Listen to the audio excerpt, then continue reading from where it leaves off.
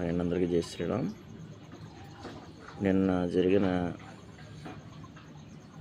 హిందూ శంఖారావం విజయవాడ సమీపంలో జరిగింది. ఇది చాలా అత్యద్భుతమైన హిందూ ప్రదర్శన అని చెప్పాలి. ఇది ప్రదర్శనే కాదు, విషయం హిందువులుగా బతకడమే కాదు, హిందుత్వానికి ఏదైనా ఆపద ఉన్నప్పుడు ఎలా దాన్ని ఐక్యంగా దాన్ని మనం ఆ సమస్యను నిర్మూలించాలి అని చెప్పడానికే ఈ సభ ఏర్పాటైంది. నిజంగా విశ్వ హిందూ పరిషత్ వాళ్ళకి ఈ విషయంలో చాలా కృతజ్ఞతలుగా హిందువులందరూ కూడా రుణపడి ఉండాలి. కారణం ఏంటంటే వైష్ణవ మతాధికారులు కానీ, శైవ మత ప్రాతిపదిక ఉన్న మతాధికారులు కానీ అందరూ కూడా చక్కగా ఈ మీటింగ్కి రావడం, వారి యొక్క సంభాషణలు, వారి యొక్క ప్రజలకు ఏదైతే సందేశం ఇవ్వాలనుకున్నారో సందేశాలు చాలా చక్కగా ఇచ్చారు. అందులోనూ మహానుభావుల్లో వచ్చిన వాళ్ళలో గణపతి సచ్చిదానంద స్వామి, చిన్నజీయర్ స్వామి వారు, అదేవిధంగా విశ్వ హిందూ పరిషత్ నాయకులు వీళ్ళందరూ కూడా చాలా చక్కగా మాట్లాడారు. ఇందులో జీయర్ స్వామి వారు చాలా మంచి మంచి విషయాలు ఎత్తుకున్నారు. వారు నిజంగా చాలా మంచి పాయింట్లు చెప్పారు.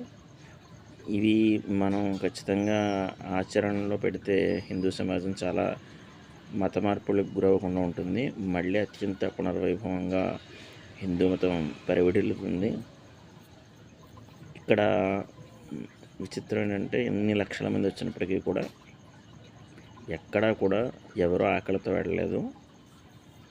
సాధారణంగా ఇన్ని లక్షల మందికి భోజనం ఏర్పాటు చేయడం అంటే ఒక మాటలు కాదు. ఇస్కాన్ వారు దీన్ని ఒక టాస్క్గా తీసుకుని నిజంగా చాలా అద్భుతమైన రీతిలో దీనిలో విజయం సాధించారు. ఆ పరమాత్మ యొక్క భోజనాన్ని ప్రసాదంగా అందరికీ అందించి నిజంగా చాలా మామూలు విషయం కాదని లక్షల మందికి ఆకలి తీర్చడం అంటే ఆ రోజు.